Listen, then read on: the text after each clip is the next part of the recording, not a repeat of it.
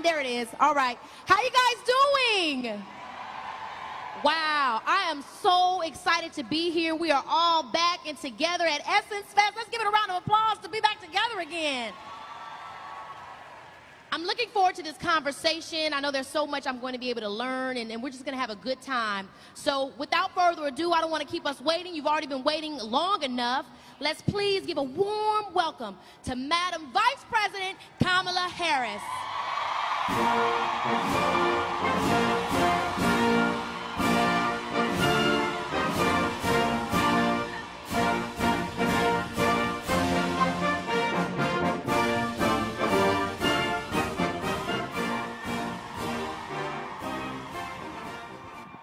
Wow. I mean, so you guys, I really got lucky. I got the opportunity to sit with the Madam VP. Yes! Love you. I got an opportunity when I did Lightyear. Madam Vice President held a big event at her home where children got to come and watch and play and also meet astronauts from NASA. We got to talk about all the great things that you're doing with NASA. And I got a chance to sit and talk with her and really, you know, kind of get to know her in a really casual way, which I feel really lucky to have gotten that chance. But there was something I wanted to ask you. You know, we have something in common. I didn't get to say it then, but, you know, I've been memed a couple of times, but you are part of my favorite meme with, "We did it, Joe." And so I have to ask you, obviously, the excitement of the election hitting you in that moment, what were you thinking when you saw how that just went so viral? Well, first of all, it is so good to be with you, Keke. Oh. It is so good. And hello, Essence Fest. We're back. We are back. It was, you know, that day, well, so you'll remember, the election happened, but it took a while for it to be declared. Right. And so my husband and I were staying in Delaware so we could be near the vice president-elect, president-elect at the time. And I work out every morning, and so he and I worked out together, and we were then going back to the house, and he was like, "I'm going to walk a little bit more and cool down." And so he started to walk. I went up to the house, and I went upstairs to go take a shower. Yes. I'm going to give you all kinds of information you weren't expecting. And so I turned on the shower because it was cold. Remember, it was winter. And so I turned on the shower so the water could heat up, and I got a text. And it said, they declared the race. Woo! I ran downstairs. I didn't even turn off the shower. Water bill high. I ran downstairs, and I come out the house. Doug, I'm trying to find my husband. He's down the hall, or down the pathway, and he's got his earbuds in. So I'm there saying, they called the race, and I'm waving at him. And he's just waving back because he's listening to music. He's like, just waving back. And then he came up, and then the president called, Joe Biden called. And so that meme is from my husband standing there videotaping me having the call with the president. We did it, Joe. We did it. You're the president of America. I mean, that's just my favorite clip. But I also have to ask you, right, because I think I have some unrealistic expectations on how it actually is to work in the White House, right? I think a lot of my peers and I, we often talk about it. In our minds, we think it's like, okay, something comes in and you're like, this is what we're going to do, you know. But how is it really on a day-to-day? You know, are you and the president sitting down and strategizing? Are you emailing? What is the process of actually trying to get things done and working there? Well, like I said, I work out every morning. I'll just give you kind of a day in the life. I work out every morning, and I start my day reading the Presidential Daily Brief. We call it the PDB for short. Yeah. Which is classified information generated by our intelligence community about hot spots around the world and threats to our national security. So I read that every morning. And my office in the West Wing is, I don't know how many feet, not very far, you know, a minute to get from my office to the Oval Office. And so often when I arrive at the West Wing, I'll walk down to the Oval Office, and the president and I will have a meeting with the heads of our our intelligence community, including often the Secretary of Defense will be there, the Secretary of State will be there, the Director of the CIA will be there, and we will talk about the threats to our nation and the priorities that we face. And so that is often how the day will start. And then there will be a heavy day to start. Well, yeah, there's a lot of decisions to be made. And then the day will proceed. I'll tell you, one of my favorite days recently was the day that I went over to the Capitol. You see, as the Vice President, I'm also the President of the Senate. And right now in the United States Senate, we have a 50-50 split between Democrats and Republicans. So it is often the case that I go to break the tie. So I'll go up to the Capitol. But this day I went up to the Capitol because there was a vote occurring on who would be the next justice on the United States Supreme Court. We know. And oh my, what a, you know, and I was very, very actively involved in that process of choosing her. And so I went to the Senate so I could preside when she was then voted on to be the next Supreme Court Justice. Yes. And of course I am talking about Ketanji Brown Jackson. Woo! Justice Ketanji Brown Jackson. Oh my gosh. And it was so special, Keke, because, you know, I got there and then it was taking a while for the vote to happen. And then two of my friends and colleagues when I was in the Senate, Raphael Warnock, Senator Warnock from Georgia. Let's get him reelected, please. And Senator Cory Booker from New Jersey. And so the two of them walked up when I was in the chair, because there was a pause. And I had just finished on my stationery writing a note to my goddaughter, Helena, who's actually here with me today, to talk to her about, as a 17-year-old young black woman, what this day would mean for her in her life. And I wrote her a note, and I had some extra stationery. And so when the two of them came up, I said, well, y'all need to write a note to somebody too. So I handed them my stationery, and then each of them also wrote a note to someone in their life about the meaning, the historic meaning of that day. I don't know if everybody, experiences like that, but it's awesome to hear you talk about it, not just in a logistical sense, but also an emotional sense, because I think it's important that we know that it's human, to humanize the people that are working in government, and to know that, at least with you, Madam VP, that there's heart going into it as well.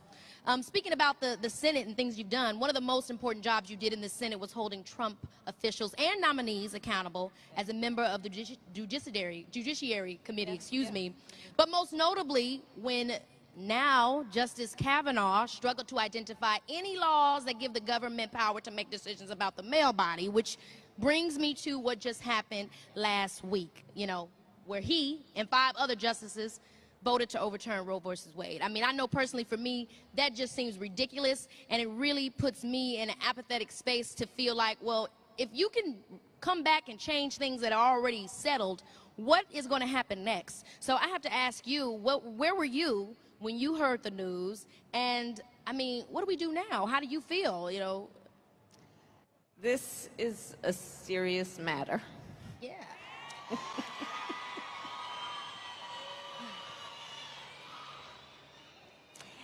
And it requires all of us to speak up, to speak out, and to be active. So I was on my way to Aurora, Illinois, to meet with Congresswoman Lauren Underwood, who is an outstanding member of Congress, because she and I, over the years, when I was in the Senate and now as Vice President, have been working on the issue of maternal mortality, and in particular, Black maternal mortality. Yes. And we've been working on this issue for a very important reason, which is, in the United States, Black women are 3 times more likely to die in connection with childbirth.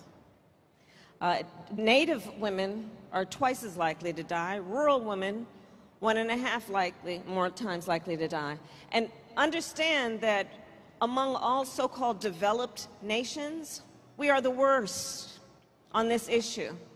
So it has been a long-standing area of focus for me to focus on women's health and safety and well-being. And I've been able to then, as Vice President, bring this issue to the stage of the White House to talk about what we need to do to protect and to ensure that women have the resources they need. So, for example, we've been able to encourage states to extend Medicaid coverage postpartum from 2 months to 12 months, because a woman needs support beyond 2 months when she has just given birth to a human being. We deserve these things. We have dealt with the fact that there is racial bias in the healthcare delivery system. And so what we need to do when we recognize that a black woman walking into a clinic or a doctor's office or an emergency room is less likely to be taken seriously. So this is the work we've been doing. We've been looking at it in the context of the unique stressors that women face, and in particular black women face, and what that does to have effects on their health and well-being. So Lauren Underwood and I have been doing this work. I was flying from D.C. to Aurora, Illinois, to meet her in her district, to announce more work that we are doing on maternal health. And wouldn't you know, on the course of that trip, the Supreme Court, with the Dobbs decision, for the first time in the history of our nation, took a constitutional right that had been recognized and took it from the women of America. Took a constitutional right. And what is so outrageous about this on every level is, one, it is the taking of a right that was given and guaranteed, and something that we took for granted to be settled law. So what that means then in terms of what else might be vulnerable that we otherwise thought was settled law, including issues like contraception, including issues like same-sex marriage, including the intimate decisions that people should be able to make about what I call heart and home without government interference. What essentially has happened is the statement has been made that the government has a right to come in your home and tell you as a woman and as a family what you should do with your body. Oh my gosh. And the point has to be this. We have to recognize we're a nation that was founded on certain principles that are grounded in the concept of freedom and liberty. We also know that we've had a history in this country of government trying to claim ownership over human bodies. Yes, that is right. And we had supposedly evolved from that time and that way of thinking. So this is very problematic on so many levels. The impact that it is going to have on women without means, what it will mean for, you know, somebody who has financial means, this is really probably not going to have much of an effect on them. But imagine that the facts are, the majority of women who get an abortion, the majority are mothers. So if she has to leave her state to go for the reproductive health care she needs, we're looking at the fact that if she works, which she probably does, she's going to lose time from work, potentially without paid leave. She's going to have to figure out what to do with her kids, and the cost of the child care, at least for overnight, not to mention bus fare or train fare or airfare and a hotel room. All to make one of the most intimate decisions that she should have a right to make without government interference, that she should have a right to make with her pastor or her priest or her rabbi and her family, but not getting permission from the government. And it's awesome to hear you say these things. I knew, in my heart, I knew that you would feel this way. But I just wonder then what we can do. You know, what does, you know what I mean? On one end, I'm looking at you and I know that, yeah, there has been evolution, that things have changed. We talk about our justice. You know, we talk about 8 years or however so ago when we had Obama in office, and we see that things are somewhat different. But then now there's all this delayed response to what we've experienced, you know, these 4 years prior. And I just, you know, how do we move beyond the apathy that this gives us? What are we now then, what can our move be? So first I'll say this, you know, I did an analysis trying to look at the states that are attacking a woman's right to choose and the states that are attacking voting rights. And there is an interesting intersection. At least 11 states are doing both at the same time. No surprise there, right, guys? No surprise there. When we look at this issue, I think we have to, one, remember the words of Coretta Scott King, who I'll paraphrase, but she famously said, "The fight for civil rights, which is the fight for freedom, the fight for liberty, the fight for justice, the fight for civil rights must be fought and won with each generation." And when she said that, I think we know that, one, she was saying that the very nature of these fights is that whatever we gain, they will not necessarily be permanent. Therein lies the strength when we achieve the rights, with the fragility of those rights, meaning if we are not vigilant to secure and to fight for them, we can't take it for granted. So there is that piece of it, but I think the second point she was making is, because it is the nature of it that you have to be vigilant, don't be overwhelmed. Right.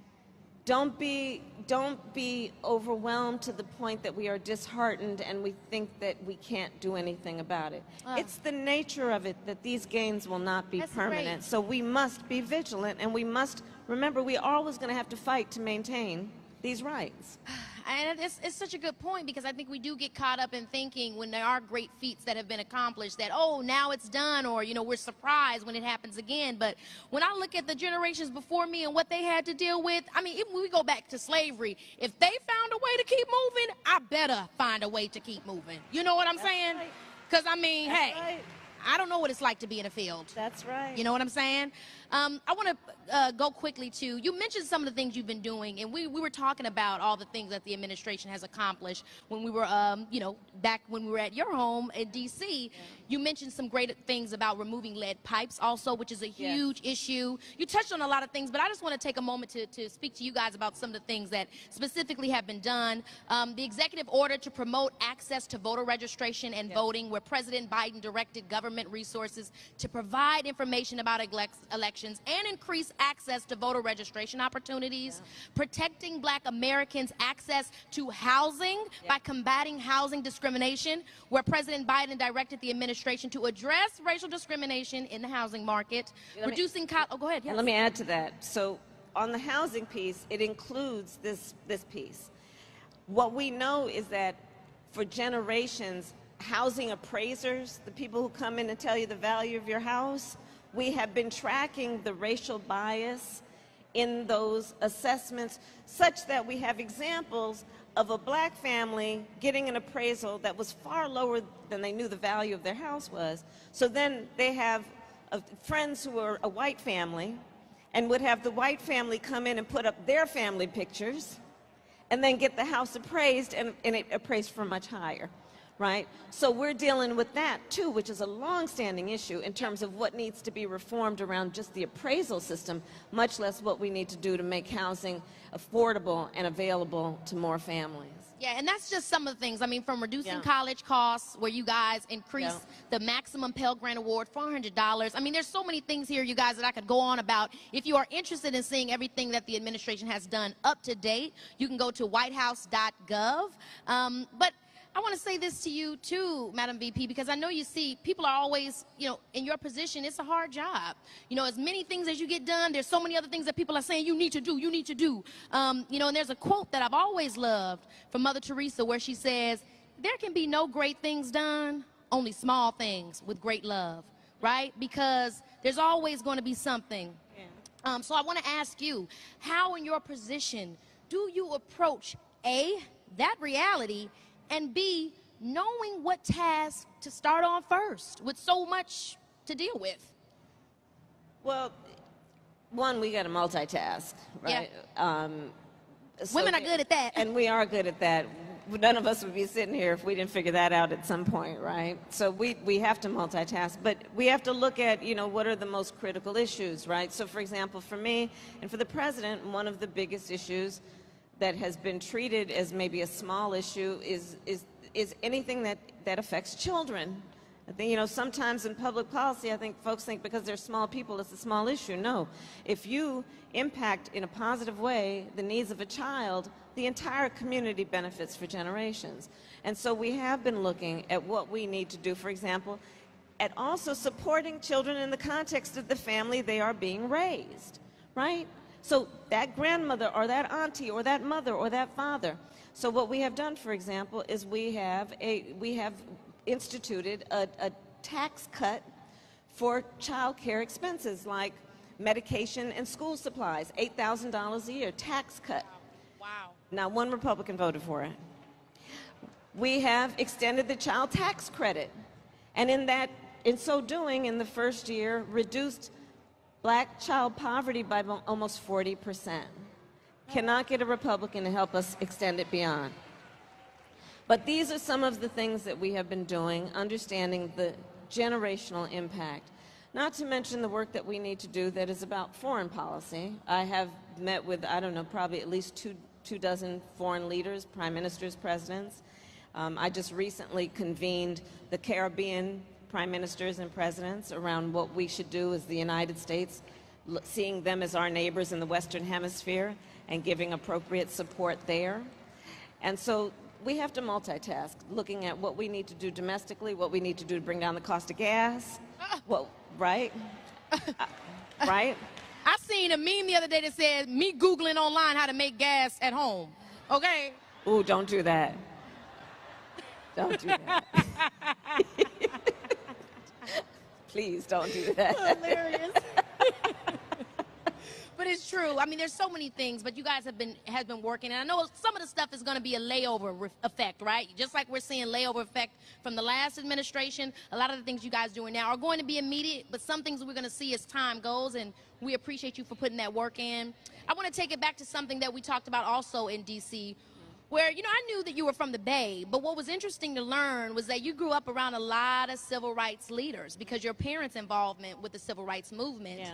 And I want to ask you because, like I was saying earlier, you know, in the millennial generation, we've just seen so many people lie to us. We've seen so many things unfortunate happen, like Roe versus Wade being overturned, and we take it very personally, where it does tend to bring on this apathy. But when I do think back to the generations before me, I think about the civil rights movement, I'm like, wow.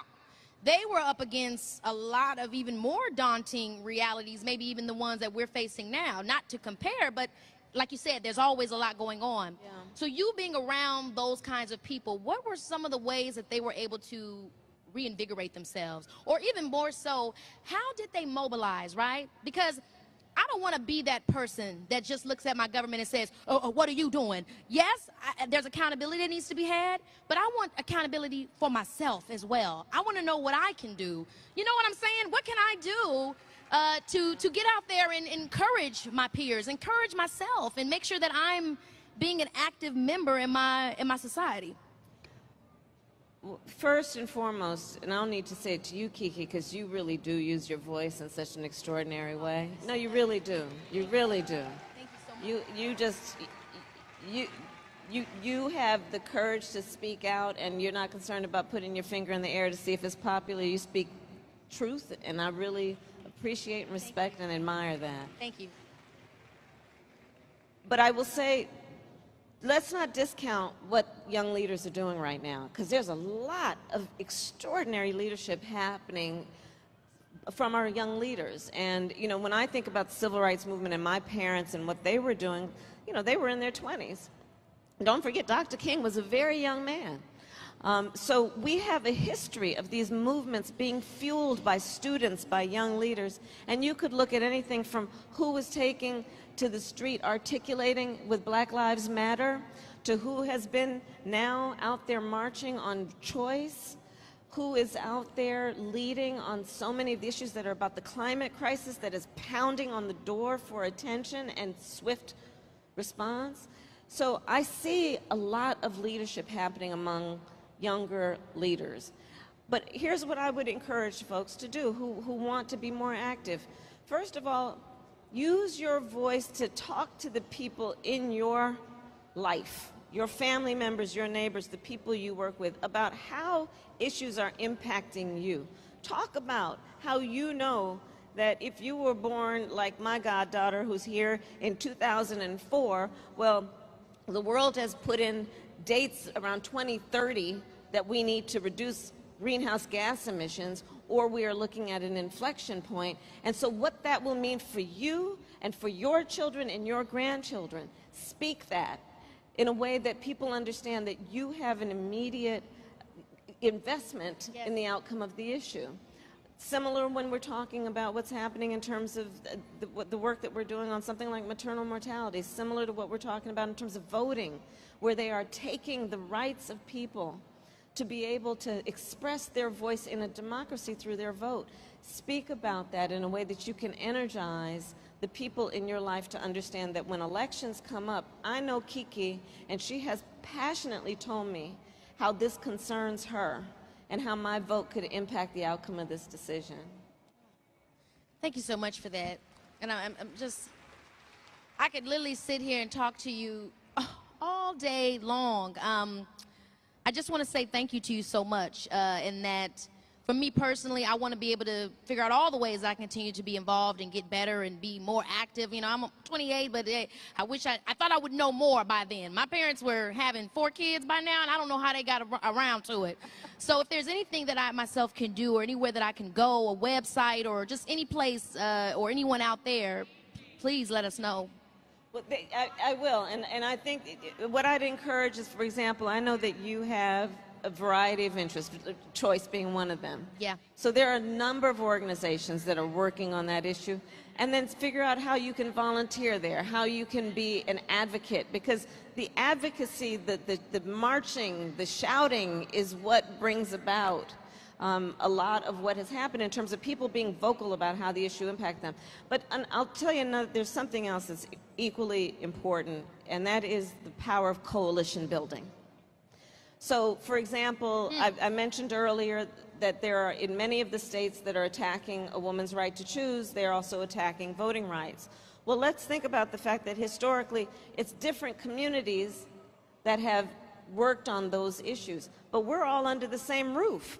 If it's about understanding how liberties are being attacked, how our democracy is being attacked. So let's work on the coalition also, which is bringing folks together, because there is power in those numbers, and there is power in knowing that the vast majority of us have so much more in common than what separates us. See, the people who are trying to attack our rights are trying to make people feel small and feel alone. And different. Because they want you to believe you don't have power and that you're out there by yourself. And so we're not going to let that happen. And one of the ways that we won't is to bring everyone together and remember that there is a community of people that is invested in this. So don't believe that I'm too small to start. Don't be afraid to collaborate with others, whether they look like me or not. As long as we believe in the same things, we can get to the common goal. And know that, hey, age is but a number, and we can all work together. Okay, I want to ask you this final question, and it's going to be maybe a question about a conversation you would have with your younger self that maybe didn't know, or maybe did know, and have these dreams of one day being the vice president. What would you say to prepare yourself for this role? Well, first of all, don't hear no. Don't hear it can't be done. Don't hear nobody like you has done this before. I like to say I eat no for breakfast. I love when you say that. I love when you say that. Surround yourself with a community of people. It doesn't have to be a big group, who love you and who will cheer you on and who will sometimes push you out the door to go and do.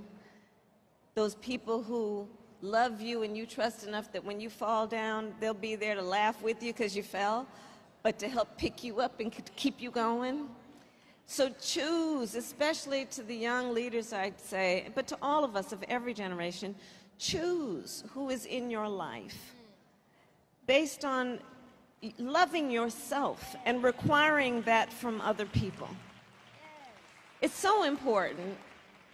And so that's one thing. I would say the other thing is that to really know that you have so much to bring, and you have to look inward, you know, and also have faith. you know, have faith, and have faith in whatever it is you believe in, that you were destined to do great things even when the obstacles are there. But to believe in yourself and to have faith in yourself, that's so important. And then finally, just to remember you're not alone. I mean, so many of us have had the experience of walking into a room where we're the only one who looks like us, yeah, or has had our life experience. And so to you, I would say, when you walk in these rooms, remember this room for a minute. Remember this room. Oh, yes. And remember, yes, when you walk into those rooms, that we're walking into that room with you. We are all in that room with you. And we are applauding you. And we are expecting you will carry our voice into that room. And we are applauding you, and we are with you every step of the way. So shoulders back, chin up. And just be yourself, be your marvelous self. Oh, yes. Just be yourself. Oh, Madam Vice President, I just thank you so much. I'm so grateful to have gotten the opportunity to see you up close in this way and see you speak, and people just stand for you. It's an inspiration. You truly are. And thank you for your time. Thank you for being here. So good to and thank you guys for being a part of the conversation as well. And Essence, obviously. Take care, guys. Bye-bye.